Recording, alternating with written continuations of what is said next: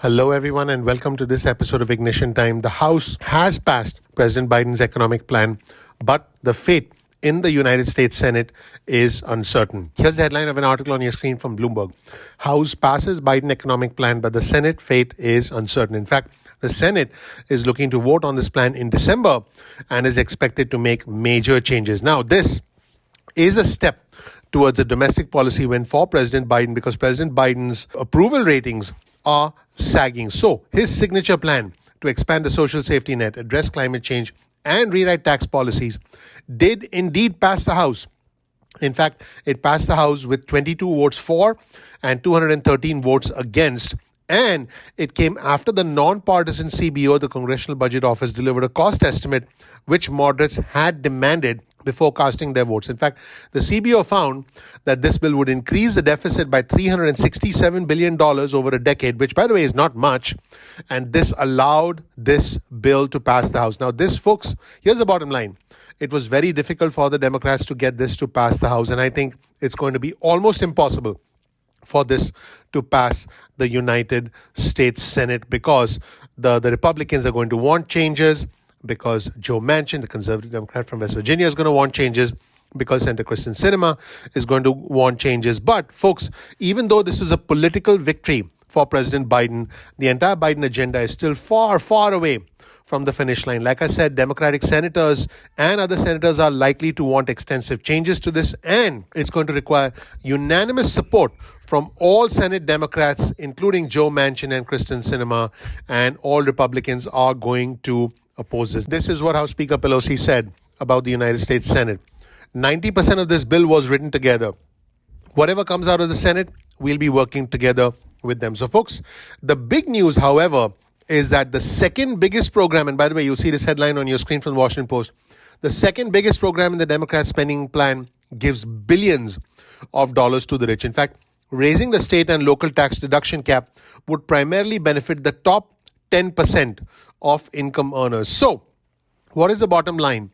This $2 trillion social spending bill, which, by the way, passed the House, includes investments in clean energy and affordable childcare, but it also includes a $275 billion tax cut that would almost exclusively benefit high-income households over the next 5 years. Here's an image on your screen that shows you the state and local tax deduction, the SALT cap, which was increased, and this is the second costliest provision of this budget bill, this reconciliation bill, over the next 5 years. So here are the major provisions in the Build Back Better Act. The biggest one is affordable childcare and universal pre-kindergarten, which is valued at $385 billion. The second most expensive provision is raising the SALT cap, which is worth $275 billion. Now, this tax cut would also, there's tax cuts here, they would also partially reverse a tax hike from former President Trump's signature 2017 tax bill that, by the way, will be particularly challenging for high-income, high-tax states. So basically, folks, what is happening? Here's another image on your screen that shows you that the benefits from this SALT cap increase will actually almost exclusively benefit the wealthiest of our fellow Americans. In fact, the average savings in federal taxes from raising the SALT cap to $80,000 by taxpayer income would significantly benefit the richest amongst us. Take a look at this incredible image. Americans who earn over $867,000 a year. Think about that for a second. $867,000 a year. And this, by the way, represents the top 1% of our fellow Americans. They would receive far more in savings compared to the average individual. In fact, taxpayers in the bottom 40th percentile by income do not receive any benefits. So think about this. The second costliest provision of the entire SALT provisions, which is in the Build Back Better plan, the reconciliation package, is actually going to benefit the richest amongst us. In fact, the SALT cap increase would mostly benefit taxpayers on the coasts and in urban areas. Take a look at this image. The darker sections represent the areas where individuals will have higher savings thanks to the SALT cap deduction. Take a look at this and ask yourself, are those Democratic strongholds?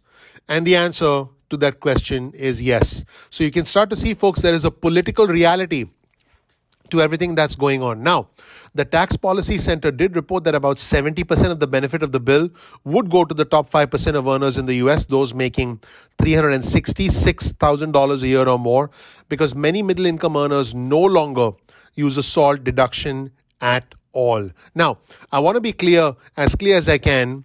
I think that this entire bill that was passed in the House is likely to undergo major changes in the United States Senate. However, some version of the SALT cap relief for high income earners is going to be in the final bill, although it's likely to be accompanied with a lower deduction limit or some sort of an income cap. Now, a lot of senior Democrats are also trying to raise the alternative minimum tax, basically as a way to pay for this increased SALT cap deduction, because if there's a higher deduction, it means less income is coming in for the federal government.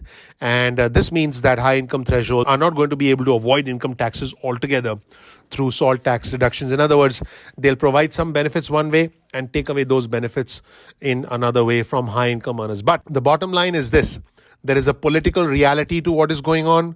There are political considerations to what the Democrats are doing. And I will always tell you the truth on our channel. Thank you so much for being a viewer, folks. Please click the like button. Please subscribe. Please enable notifications. As you know, a ton of effort goes into the creation, the production, and the editing of these videos, as well as every single thumbnail that you see. I want you to know that I think that what the Democrats are doing is good for the country. However, the fact that there are political realities and the fact that they are trying to make sure their voters, who happen to be along the coastlines, who happen to be in these areas that have higher income earners, because higher income earners generally skew Democratic, specifically in Democratic strongholds. I want you to know that there is a political reality where these high income earners are being enticed and being kept happy for the future of the Democratic Party. And that, unfortunately, is a political reality of this situation. Thank you so much for watching. Once again, please click like, please subscribe, please enable notifications. This right here is my Twitter feed. Don't forget to follow me on Twitter. Follow along on Twitter. My Twitter handle is ignition_time. That's ignition_time. Thank you so much for watching. I appreciate you. I'm looking forward to seeing you in the next episode of Ignition Time. Take care. Bye.